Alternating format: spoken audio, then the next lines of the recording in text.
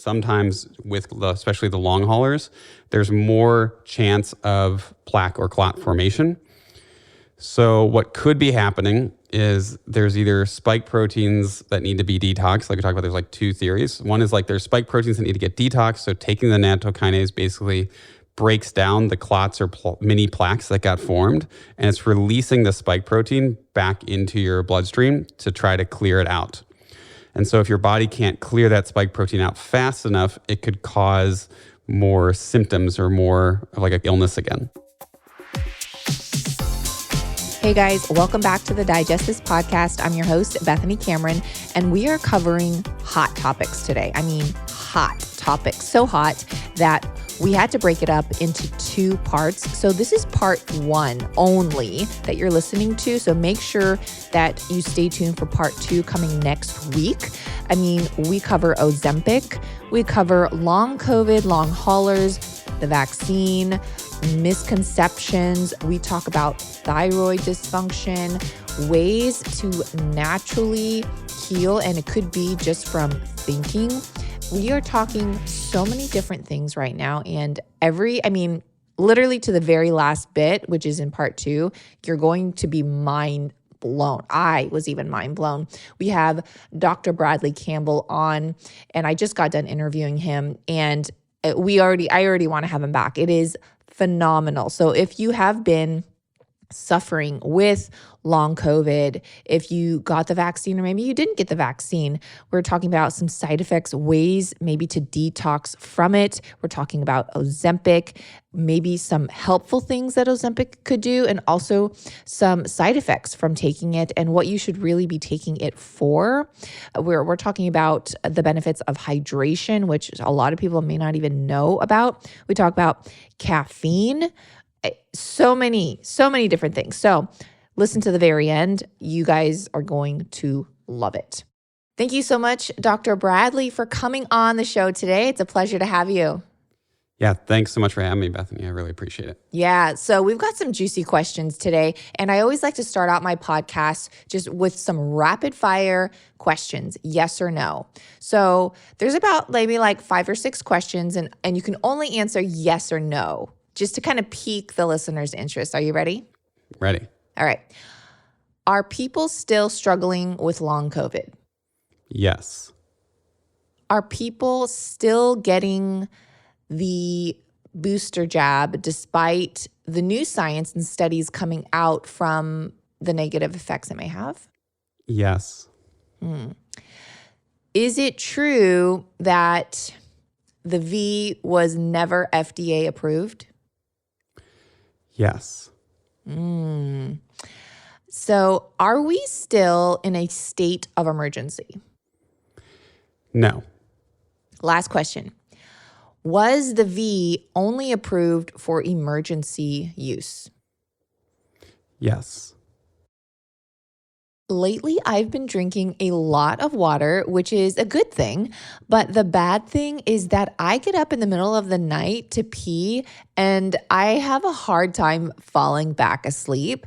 So I often end up lying awake while my mind thinks about all the things I have to do the next day, and it ends up killing my energy levels, not to mention weakening my immune system from the lack of sleep needed and all the rest. So if you have trouble falling asleep, or perhaps like me, going back to sleep once awake, I totally get you. That's why I wanted to share about Magnesium Breakthrough. I started taking it and it's truly helped solve several sleep problems from tossing and turning. And the best part, after a great night's sleep, is that I don't wake up groggy the next morning. Magnesium Breakthrough has been a game changer. And what a lot of people don't know is that magnesium is responsible for over 600 different biochemical reactions in the body. It promotes healthy sleep to help you just fall asleep faster, stay asleep longer, and have more peaceful nights. It also supports stress management, muscle recovery, helps reduce and prevent muscle cramps, and is needed to help build strong bones. Unlike many other magnesium supplements that might be giving you 1 to 2 forms of magnesium, Magnesium Breakthrough contains all 7 forms of magnesium designed to help calm your mind and help you fall asleep, stay asleep, and wake up refreshed. Not only does Magnesium Breakthrough help you sleep better, it also helps calm your mind and allows you to feel grounded and relaxed even during the daytime. Magnesium Breakthrough is soy-free, gluten-free, vegan, and the best part is that Bioptimizers has a 365-day money-back guarantee. That is an entire year you can try this product, and if you're not satisfied, you'll get your money back. So if you want to nurture your mind and body with this all-natural, full-spectrum magnesium supplement, go to bioptimizers.com/digest and use code DIGEST at checkout to save 10%. In addition to the discount you get by using my code, you can get up to 2 travel-sized bottles of Magnesium Breakthrough for free. This is a limited time offer to my listeners, so act fast. Again, just go to bioptimizers.com/digest and use code DIGEST. That's bioptimizers.com/digest and use code DIGEST. I have been a long consumer of colostrum for years and have known the benefits it holds for our health. It's been clinically shown to help guard against inflammation and everyday toxins and pollutants. Colostrum intake has also been linked to fewer respiratory tract and GI infections in children and adults. In fact, there are over 5,000 published studies documenting the benefits of colostrum and its ability to optimize health from when we are born all the way through to our elder years. It's even been proven to be 3 times more effective than the flu vaccine. Armor colostrum is different from others on the market, and it's something I started taking back in March 2023, long before all the hype.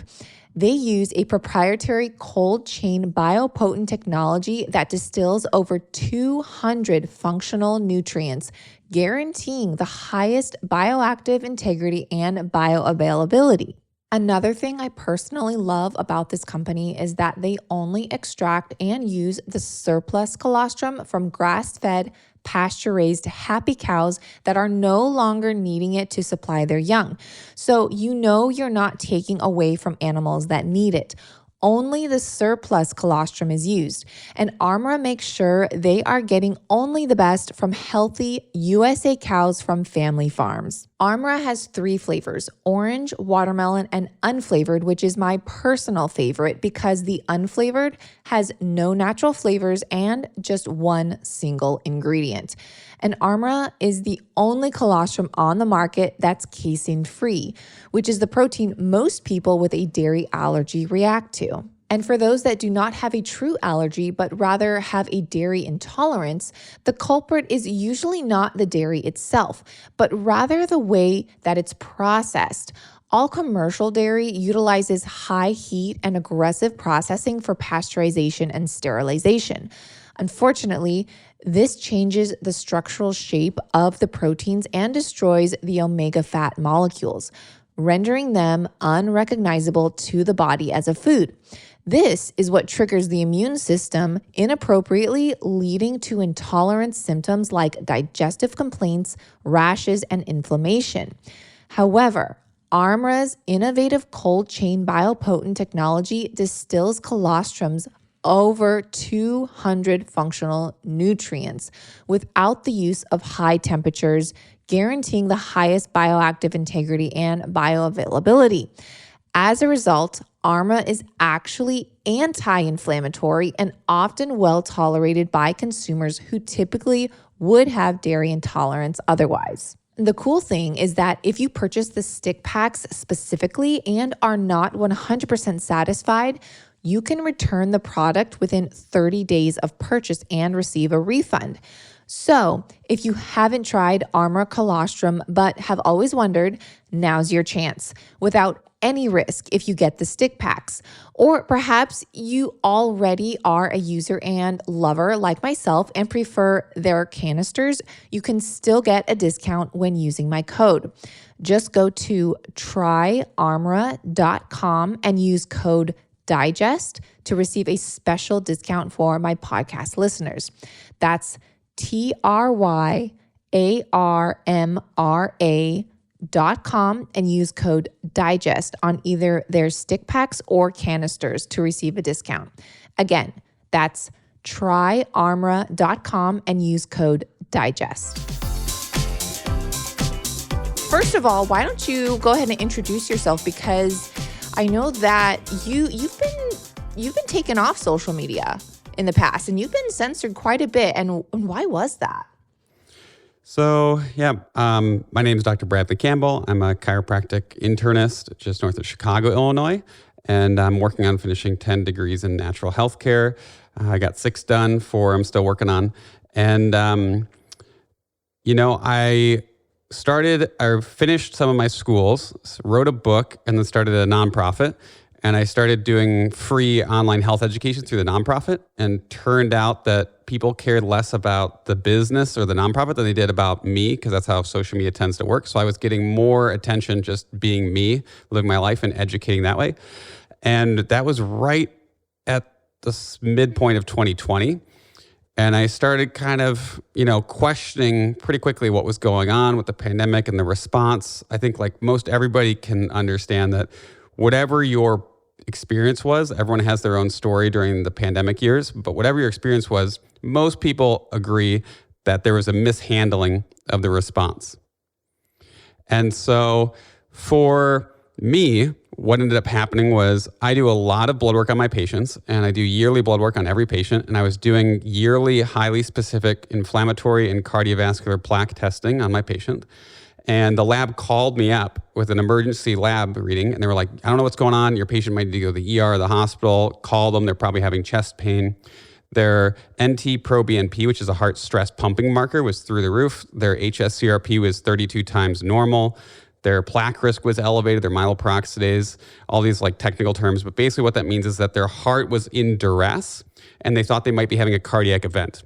I called the patient, a 50-something-year-old female. She felt totally fine. She was one of the 20% of women that had lymph swelling on the same side as the jab. So she was one of those people. But aside from a little bit of lymph swelling and a little arm soreness, she felt totally fine. And I said, oh, well, that's not great. Like if your heart's under stress, then this might not be so great. So I started doing blood work before and after with people. So it would get there first and second. And sometimes like later on, I was doing a little bit more, but by that point I already kind of had my mindset on what was happening. But I was doing blood work before and after the shots. And I was finding the vast majority of people were having subtle cardiac inflammation and some damage from the shots. And so I was deleted for talking about that online, saying like, hey, this is, if not a red flag, at least a yellow flag, and we need to be studying this. And so I got deleted for that because I had a video that went viral just showing the lab work before and after, just like my observations clinically.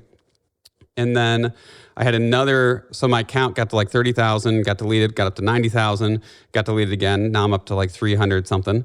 But the second time was basically because I was making a video that was talking about how our immune systems are super beautiful and innately intelligent, and how we balance tons of viruses, and that it's not healthy to have germophobia and paranoia about different germs and viruses. There's good and bad gut bacteria, probiotics, and some harmful bacteria that can cause overgrowth. And so I was just talking about the microbial ecosystem, and that video went viral because that was during a time when everyone was very scared of the germs that were out there. And I was citing some different NPR and BBC research and articles, and that got pulled down. That got the account pulled down another time. So I've been like mildly censored on and off since then, because I think my message is a little bit normal now. During the pandemic, it was a little bit angsty, maybe a little irritated at the system for censoring me and others who were really just trying to help people. And I saw a lot of my young male and even older patients who were having issues like long haul syndrome after COVID. And I was having a lot of people who were having severe issues after the shots, and they were getting gaslighted by a lot of their medical professionals. Yeah, wow. I mean, and that should tell people right there that you were literally just sharing information, sharing studies. It wasn't even like it was like your opinion per se. You were just sharing the facts and then you got deleted, which should tell people, hey, look, there's an agenda here. And why are these people being deleted and then this side not being deleted? You really have to think here. And who are these quote fact checkers anyways? I'd like to know. But aside from that, I appreciate all your work and what you have been doing since 2020. I can't wait to see what else you're going to be doing in 2024. Now, all that said, I asked the question if the jab was approved, first of all. And it's quite interesting because a lot of people don't know that it was not approved, yet they still administered it. And so can you kind of explain how that loophole got through? Yeah. So some people may or may not know that vaccines typically take 7 to 12 years to be fully matured and have enough research to approve them through the FDA. And just because something is FDA approved does not necessarily mean that it is like super perfect or healthy. 30% of the things that are FDA approved later get pulled off the market. But a seal of FDA approval does generally recognize it as safe and effective, at the very least safe. And because we were in an emergency with the pandemic, it got labeled as an EUA, an emergency use authorization, jab or poke or shot. So it's like hard for me to talk about because I wasn't allowed to use the V word because it literally would get my account flagged for so long. But yeah, it was never fully approved. And the hardest part for me was I teach a lot of medical doctors, naturopaths, physical therapists, osteopaths at local schools and for different supplement companies and the local integrative medical schools. And they were not allowed to talk about it in their classes, really. They were not allowed to talk about it in their hospital systems either, which was pretty hard. So some of my friends left the medical system so that they could go out on their own and help people the way they want to help people. But it's definitely been a tough time because there was a lot of pressure and people thought that it was approved and the mainstream media was basically saying it was safe and effective. They were giving stats like 95, 99% safe and effective. And the stats and the approval were all a little bit skewed, I would say. Oh, I mean, for sure. And I feel like a lot of people now, we're 4 years later, and we're still talking about this. There's still miscommunication or misinformation about everything, and people are still confused. And literally last night I was looking this up too, and this is coming from the FDA.gov website here, is that per November 1st, 2023, so like just a few months ago, this was published on their website, and I quote, "The Moderna COVID-19 vaccine, the bivalent, is no longer authorized for use in the United States." Interesting, right? And they've switched to they took Johnson & Johnson and Moderna and just back to Pfizer. Yes, it's quite interesting that there's actually unauthorized jabs now that they took down. And this is, again, on their website. I quote this and I can source it. I could put them in today's show notes too, so you guys can look it up. Also, this is back in November 4th, 2023. The FDA has approved and authorized for emergency use only updated jabs.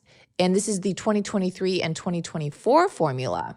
And it's only for certain variants here. And so they're not authorizing a lot of these vaccines. I'm just going to say it, whatever. Yeah, let's just go for it. So my question is, in your practice, are you seeing a decline in people willingly getting boosters? Definitely. Yes. I think the statistics in the United States was that for children, it was less than 5% of children were getting the booster from the parents. Adults is a little higher, but the majority of people now are not getting it. Most of my patients are more holistic minded or more natural health oriented. So a lot of them are also a little hesitant of different pharmaceutical companies and medications and products. So they're probably less likely. But I would say over 90% of my patients, and even just people I meet in the general public, are like, I felt pressured to get it. I got 1 or 2 or 3, but like, I don't really want another one, or they got sick or didn't feel well after it. And one of the biggest mismessages and misinformation that got promoted was that the COVID vaccine was going to prevent you from getting COVID. It would help others, protect others. And that's why there was such a push for vaccinating children. And we knew from the beginning, actually, that was not the case, but it just became common knowledge now because so many people got the vaccine and then got COVID. You're actually more likely to catch COVID within the first week or so. Then you were like more protected for like 2 to 3 weeks to 4 weeks afterwards. And then after the 4 weeks, the protection actually went down. So you're really only getting like a 2-week benefit from it. And there is generally harm coming from them. Yeah. Well, I want to talk about the harm and what side effects have you seen from people getting the jab? And let's just say, for example, the people listening here, maybe they got the first one or the second one and they're like, yeah, I don't want to get any more, but maybe this is like 2 years ago that they got it, 3 years ago. And maybe they're still having side effects or they're having health issues that they're like, is this from it? Is this not? And so they're questioning what the source is. So maybe you can help us clarify maybe some underlying issues that people are having with their health that could be coming from this and they just didn't know it. For sure. I would say there's kind of like a Venn diagram overlap of a natural COVID infection and the COVID vaccine, because the COVID vaccine is basically forcing your body to create spike protein, which is the most damaging part of the COVID virus. And so the spike protein, if it gets produced in excess, becomes irritating and damaging to the arterial system, basically your little capillaries in your blood vessels, which go everywhere in your body. So the tricky part is that COVID and the COVID vaccine can damage almost anything, but there are certain symptom patterns that people tend to get from COVID and long haulers, and then a little separate from the vaccine. So what I'm seeing most from the vaccine is going to be heart issues, particularly in younger men. There's research in under 30-year-old men showing, and younger boys, basically showing pericarditis or myocarditis, and that can be asymptomatic, but cause permanent damage to their body. So I tell every patient I have, if they have a kid under 30, just flat out, like, it's not worth it, because the symptom reduction, it's not going to stop them from catching COVID. The symptom reduction they do not need at that age, unless there's like a really rare outstanding circumstance. And, it's just not worth having a potential chronic condition for the rest of their life where they're going to have heart issues 20, 40 years down the road. So I'm seeing a lot of that in the elderly. The FDA actually came out a month or two ago and said that they're no longer recommending the flu and COVID shot together because there was a much higher risk of strokes and clots. So that's what I was seeing even before they were combining the flu and the COVID vaccine. So I was seeing strokes, clots. So it's basically their cardiovascular symptoms or brain symptoms were the two most common. The third most common would be autoimmune issues. And that tends to manifest in the gut, but it could be skin issues, but rare, new, weird autoimmune reactions. The neurologic was sudden onset dementias. I have a couple patients with ALS that started days after where they lost all their core strength and they have they went to ALS specialists, no genetic susceptibility. And if you go on the ALS message boards online, there's dozens of people who are, whether it's correlation or causation, there's dozens and dozens of people on these boards saying like, hey, I don't know why, but I got a booster, I got my second COVID shot, and the ALS started. Or there's people who had ALS to begin with and it got drastically worse after it. So I'm seeing immune system issues, some of these brain issues. I've had some family and a few patients who were diagnosed with MS afterwards. I helped treat them, and luckily the plaques in their spinal cord are gone and they're completely symptom-free now. But I've seen a lot of scary stuff. And The hardest part is that the spike protein, as I mentioned, can affect everybody a little differently. Some people, their nervous system freaks out with their brain and they get like POTS or dysautonomia, which can be like you're in a kind of like a fatigue or fight or flight mode all the time.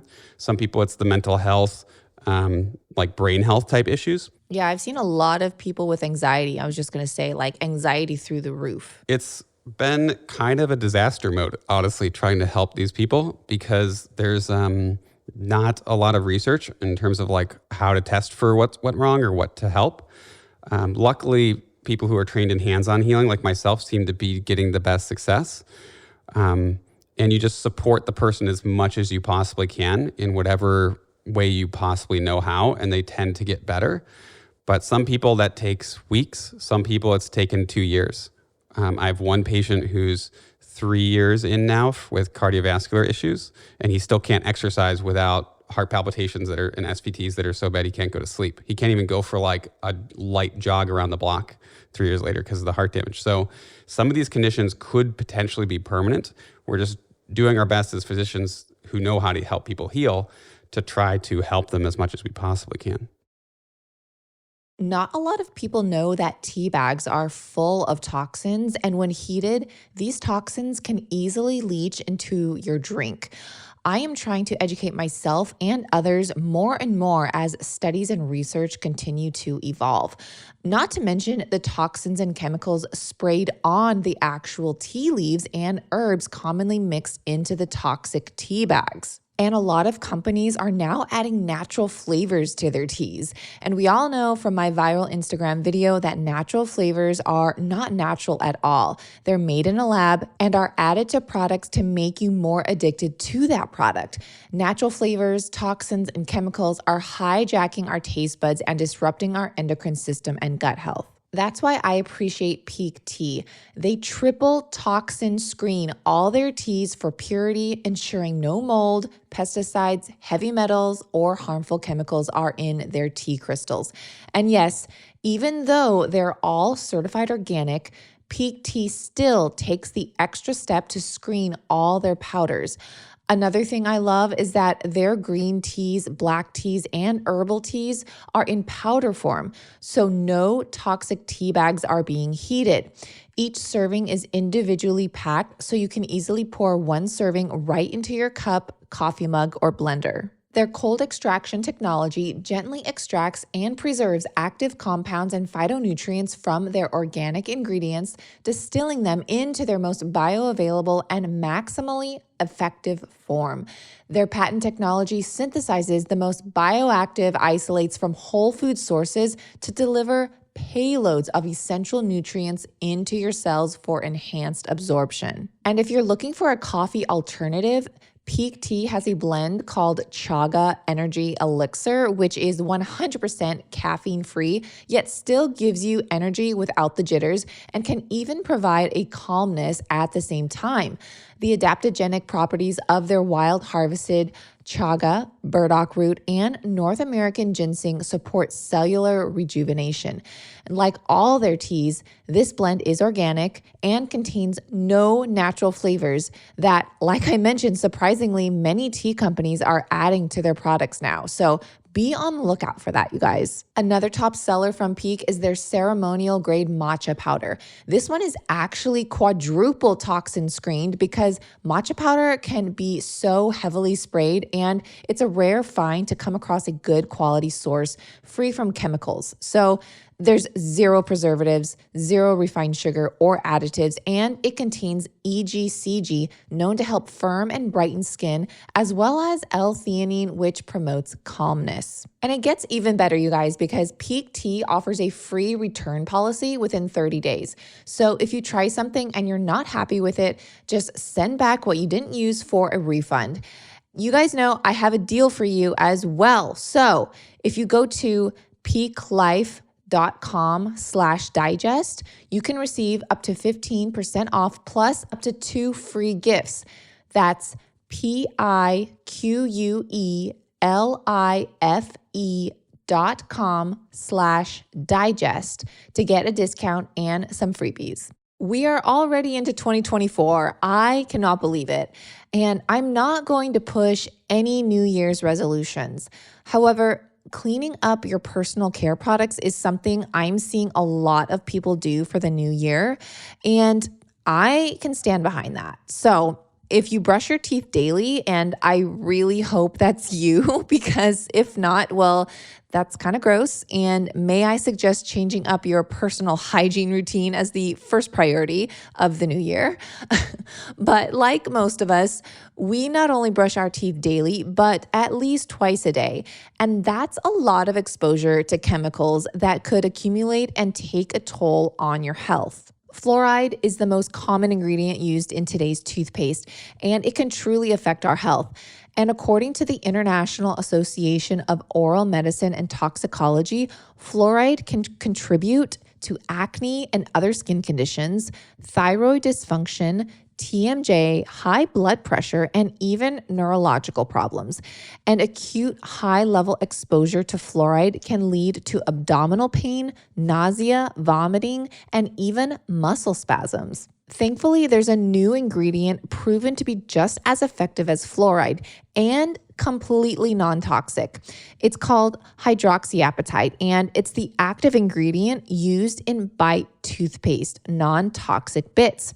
Unlike fluoride, hydroxyapatite works by remineralizing enamel from within, reaching the innermost part of a dental cavity, and binds to plaque and harmful bacteria in our mouth. Bite has been in my household for about 2 years now, and both my husband and I love using their fluoride-free tablets for our oral health.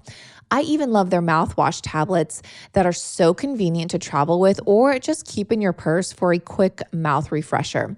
For the mouthwash, you just bite down on a tablet with a bit of water, then swish it around in your mouth. You can even do this in your car. And for the toothpaste bits, I typically take 2 at a time and chew them up in my mouth, wet my toothbrush, and then start brushing. Bite also has a natural teeth whitening kit. So if you've been looking for a natural toothpaste without the paste, try Bite toothpaste tablets, which come in glass jars that look super chic on your vanity and is doing good by not only providing a healthier alternative to toothpaste, but also for the planet with their no waste refillable system. Bite is offering my listeners 20% off your first order. Just go to trybite.com/digest or use code DIGEST at checkout to claim this deal. That's trybite.com/digest. Again, just go to trybite.com/digest to get 20% off. Well, I want to talk about that. I want to talk about the treatments and what you're doing, but for those that maybe they never actually got the vaccine, they never got it, but they did catch COVID, right? Are you seeing patients that are suffering with long COVID, and are they having issues even though they never got the jab? Yes, I am. The long COVID sufferers, I tend to find more of either an autoimmune pattern. So a lot of them have Epstein-Barr virus that gets reactivated, or their viral immune system goes haywire. 95% of people actually have Epstein-Barr virus in their system. It's kind of dormant, like a virus, like a cold sore. If you get it once, it's still in your system, and when you're stressed, it can come back out. But COVID and long hauler will sometimes reactivate old viral infections like Epstein-Barr virus, the mononucleosis virus. And I'm seeing a lot of symptoms similar to chronic fatigue syndrome or dysautonomia with the long haulers specifically. So sometimes that's adrenal burnout or their HPA axis dysregulation, depending on who talks about it. But they're very fatigued. They're having sometimes gut issues. They're having nervous system issues with high, low blood pressure, dizziness, nausea, a lot similar to the diagnosis of POTS, postural orthostatic tachycardia syndrome. So really seeing a spectrum of things, but it tends to go with long haulers into the viral immune challenges and a little bit of the nervous system autonomic dysregulation. Okay. Yeah, interesting. And just curious, have you experienced anyone with bone density, osteoporosis, that got either the jab or didn't and got COVID in general, and they're having bone issues? A few. Yeah, I'd say it's not the most common thing I'm finding, but it's also, we're not testing for it, to be fair. Like, it's not something that is tested in most of my patients all the time. And they're usually, osteopenia, osteoporosis, low bone density is pretty much asymptomatic. So I would have to do a lot more testing to find it. But I have seen more osteoporosis than I normally see in practice the last 4 years. Interesting. Yeah, I know that's a hard one because it's not like you feel anything and then maybe you break something or fracture something and then it's too late and you're like, oh, I had no idea I had osteoporosis, because it's not like a sickness where you're like, oh, I think I feel it, So that's a little tricky one. Now, what are you doing to help people, quote, detox from the vaccine if they got it? So I wish I could say that I was helping people detox. But most of the research I've seen doesn't show that the spike protein persists for long. There's some debate on that. There's like two camps of people. I would say a lot of people are promoting their own supplement line, and they're promoting a triad of nattokinase, turmeric, and like either fish oil or resveratrol. But that's kind of just like a general anti-inflammatory and cardiovascular support. I tend to be more along the philosophy and belief, because we really just don't know, that it makes more logical sense that the spike protein lasts for a couple of weeks to a month or two at most. And in that time period, it damages the blood vessels and the tissue. And so for me, I'm looking at figuring out what areas of the body have been damaged and then rebuilding them. So I'm more thinking of it as like a construction job. Like, how do I repair this city after it just got nuked? Versus a lot of people who think that there's still like foreign troops that are causing problems and trying to like detox them out of them. I'm more helping people from the mindset of using different chemotherapies, different PEMF mats, or different acupuncture treatments to basically stimulate healing responses inside of their body, teaching people ancient healing practices like Tai Chi and Qigong and breath work and meditation and visualization to basically help them become their own healers to rebuild their body back to normal. Okay. Yeah, that makes total sense. Now, you mentioned nattokinase or is that how you say it? Nattokinase. Nattokinase. Yep. Yeah. So this is just an interesting story. So a lot of my listeners know, they follow me on Instagram, that I shared I was actually suffering with long COVID, and I got like the OG strain back in 2020, right? So it was like probably the worst one. And I've never felt the same since. So recently I had tried this, it was called like a long COVID detox, whatever. And it had, it had different types of supplements and herbs and things like that in it. And I had taken all of them separately, except for the nattokinase. And I was like, what is this? So I looked it up. Obviously it's derived from soy. And long story short, I took it and it was literally like I had COVID 10 times worse. It was insane. And so I thought, okay, the spike protein is definitely in me. It's coming to surface or whatever. It's not dormant anymore. And I didn't know. I think I took it for 3 days and I think it helped, but it was like so intense. I thought I was going to be sick for like 2 months. It was that bad. So I'm just so curious about this nattokinase, because that was the only thing different in this like supplement pill that I took. And this is, I guess, coming from like a personal question. Any opinion on this nattokinase? Yeah, I feel like I'm saying it wrong, but whatever. Yeah, the nattokinase or nattokinase is both fine. I'm not sure anyone officially knows how to say it. Probably depends what country you're in, to be fair. But yeah, it's basically like soy, where they add a bacterium Bacillus subtilis to it, a specific strain, onto boiled soybeans, and it creates an enzyme called nattokinase, and it is from the Japanese food natto as well, which is where that name comes from. And in biochemistry, the ASE, like ACE, is usually where enzymes come in. So what it is it's an enzyme that basically helps clear the arteries or helps dissolve plaque or clots. So I was mentioning how most of my patients, when they were getting the shots, and sometimes with COVID or with especially the long haulers, there's more chance of plaque or clot formation. So what could be happening is there's either spike proteins that need to be detoxed. Like we talked about, there's like two theories. One is like there's spike proteins that need to get detoxed. So taking the nattokinase basically breaks down the clots or mini plaques that got formed, and it's releasing the spike protein back into your bloodstream to try to clear it out. And so if your body can't clear that spike protein out fast enough, it could cause more symptoms or more of like a COVID-like illness again. So it's almost like you have like a bubble or a balloon full or a little plaque or a balloon full of spike or some inflammatory compounds, and then the nattokinase basically like breaks it open and releases all of that back into your system. And that can cause some potential problems or symptomatology. But the other side of it would be if you have nattokinase and there wasn't any spike protein still in your body, it could just be that it's clearing the plaque itself without spike in it.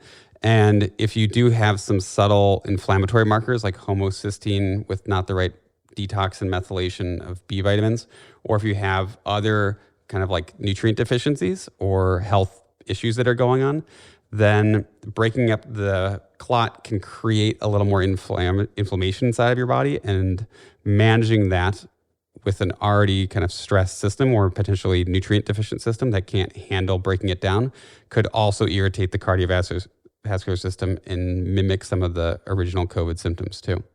Yeah, I mean, I don't know what happened, but I think it did something, but it was intense. I'll just leave it at that. Now, I'm curious, have you seen DNA changes in those who got the vaccine now versus then? I don't know. It's hard to say because unless you were previously working with these patients, how would you know, right? Yes. It's basically impossible to know. There is some research showing that different animal studies or different like hepatocytes, which are like liver cells, they would inject the COVID vaccine into them and notice that the DNA was mutating. So there is some what they call in vitro studies. In vivo means like in a person, but they're like in a test tube or in a lab study showing that there is likely some small degree of DNA change with the vaccines. But no one can really study this because you'd have to look at every like cell, tissue, gland inside the body and check the whole DNA spectrum before and after getting the shots or getting COVID for that. Because like COVID itself, if you have a more severe or even a moderate to severe case, could potentially do the same thing. It's a little bit less likely, but it is possible. Okay. Now, I do want to ask about infertility because that's really a hot topic. And obviously, infertility, there's toxins in the environment, like aside from the vaccine or COVID or anything like that. I mean, infertility is huge. And I think by like 2050, they say the sperm count is going to be like 0, which is a little shocking and scary. But factoring in the vaccine and COVID, have you seen a correlation with that, with infertility? I think because I'm just one doctor in the primary care style practice, I haven't seen enough patients to be certain of it yet. And a large chunk of my patients got none of the COVID vaccines. So they're doing just fine, which is great. Yeah. But I'm not entirely sure if I'm going to be like totally honest. I do know that there is research showing that the COVID vaccine, when they inject it into rats in Japan, that the spike protein would lodge in the gonadal tissue or the eggs and ovaries and testes. So that doesn't bode well. This whole time I've had this line that just says logic is fast, science is slow. And it often takes science 10, 20, 30 years to really understand fertility changes because some medications in the past that were used for infertility would be extremely effective. This one called DES, diethylstilbestrol. But then their children who were born from that fertility estrogen medication were infertile. And sometimes even their grandkids were infertile. So it's something where we might not even know for a generation or two what the true ramifications of getting COVID or getting the COVID shots will be on our fertility levels. Poor gut health has been linked to poor immunity, depression, anxiety, brain fog, low energy, skin issues, including acne, and studies are now coming out that our gut microbiome is linked to obesity and type 2 diabetes. And in the world we live in today, so many factors and environmental toxins can hinder our gut and are constantly trying to break down our microbiome.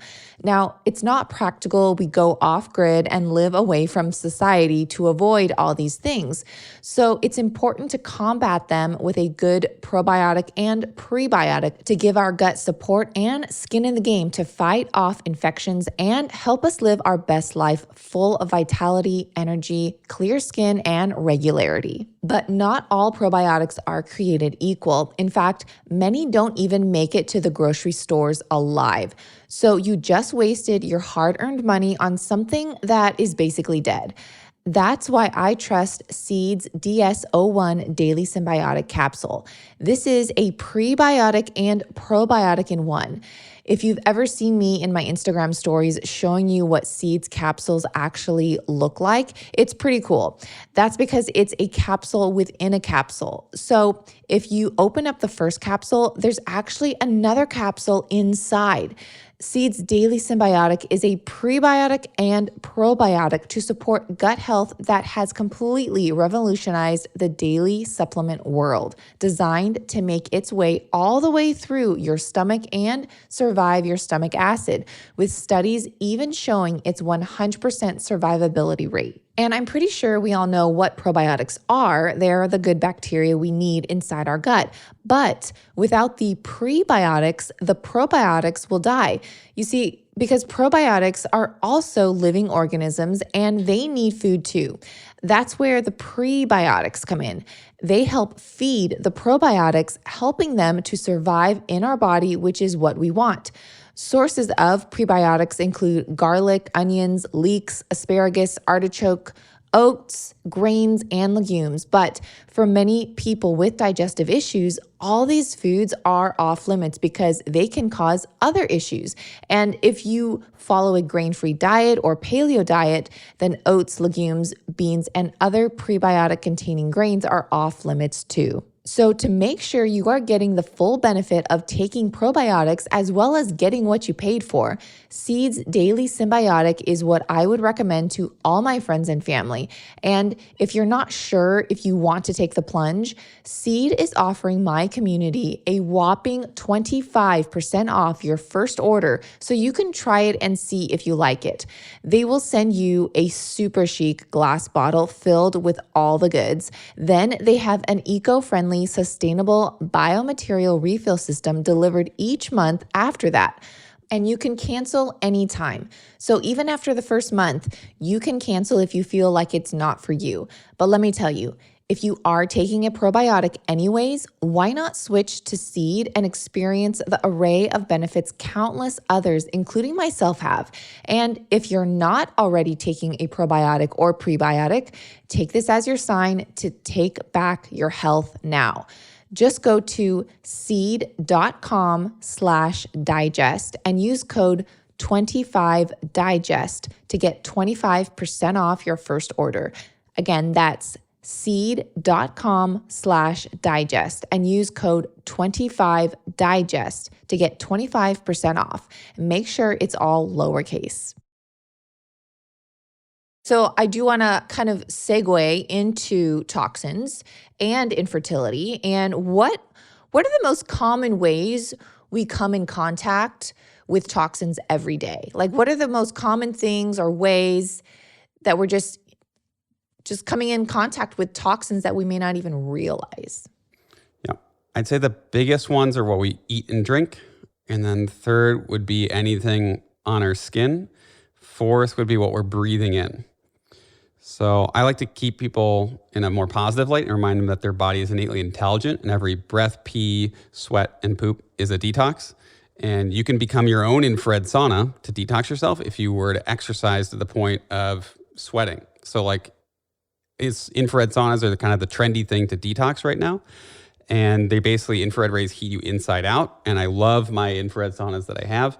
They're great tools in the wintertime, or if I don't feel like I want to exercise, I want to like read a book or listen to a podcast or just relax more and have a de-stressing time. It helps you sleep if you use it before bed. But you also can heat yourself up by moving your body and working out. So that's a great way to detoxify.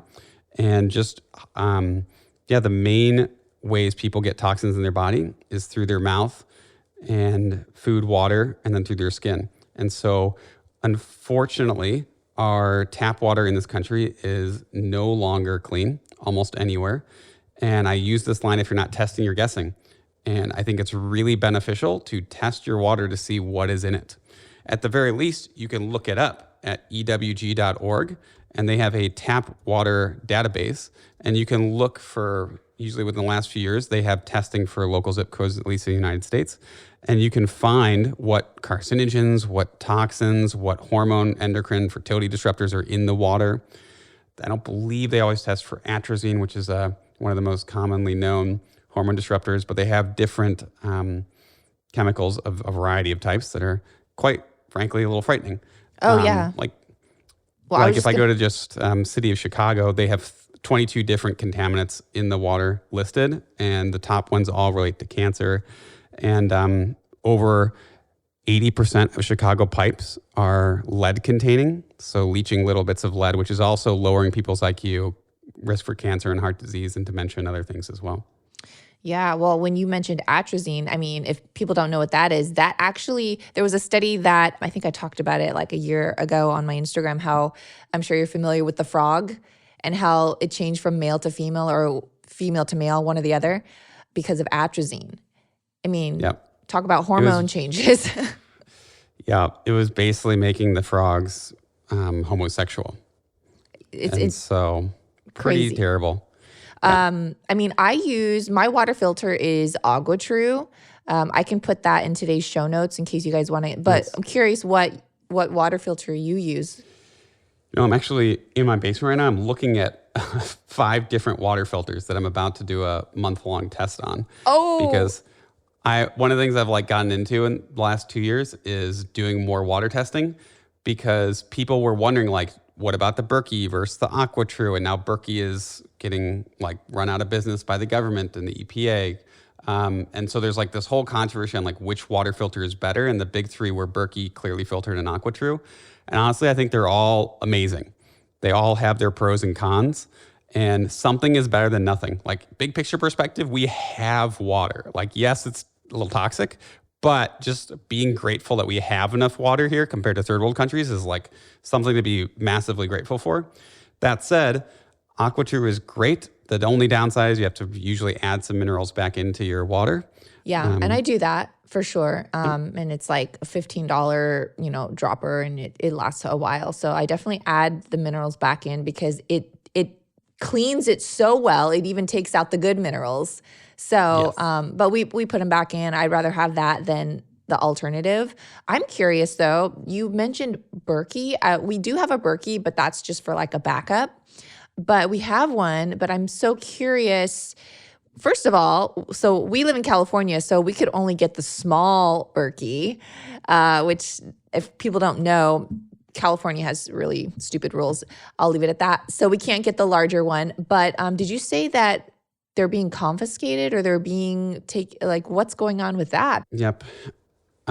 There's a huge scarcity right now, and most of the Berkey distributors are now completely shutting their business. They were issued a stop sale order by the EPA, the Environmental Protection Agency in the USA, in December, 3 months ago, 2023, because they claimed an unregistered use of silver, which was an antimicrobial to get rid of bacteria and viruses. And the EPA used to be fine with it for a decade plus, and then they recently labeled it as a pesticide. And the reason why no one knows for sure exactly why, all of a sudden now, except it could be financial reasons. A lot of people say follow the money. It could also be that the founder of Berkey did not want to comply with California law and with some other laws and other government systems. The creator of Berkey was a little bit of a rebel, a little bit more anti-establishment and more in the prepper type of world. So he just generally didn't want to comply with the government testing and wanted to do his own third-party testing. And they originally meant for outdoor use or for like preparing for natural disasters and taking them to places of natural disaster or camping trips. And then they realized that they were so effective and so cheap that they could be used as a general home filter too. But right now, there are currently a lot of off-brand Berkey filters that are on the market. And there's like 4 or 5 ones that still fit in the old Berkey containers. There's kind of like secondary brands that are popping up to replace it for the different filtration components of it. So you don't have to like throw your Berkey away. But it's still definitely a good option for people. It's just they're going to have to, for a little bit, figure out like who's going to kind of take over the business. They're just sort of like relabeling, making new LLCs and figuring out how to help the people who have them. Okay, yeah, I was just so curious because I thought, well, gee, now if they're being, taken back or something, I'm wondering what the agenda is behind that. They don't want us to have clean water now, Me too. So I'm always like a little conspiracy theorist, and I lean towards that. I'm like, okay, what's the agenda here? Anyways, that's, side note. But again, if you guys are interested in my my water filter, I'll put that in today's show notes. It's AquaTrue. Thanks for listening to this episode of Digest This. If you enjoyed this episode, please leave a review in your podcast app to let us know. If you're ever wondering how you can support me and this podcast, sharing it with your friends and family is the best way. This is a Resonant Media production produced by Drake Peterson and edited by Mike Fry. To email the show, message us at digestthispod@gmail.com. See you next time. The content of this show is for educational and informational purposes only. It is not a substitute for individual medical and mental health advice and does not constitute a provider-patient relationship. As always, talk to your doctor or health team first.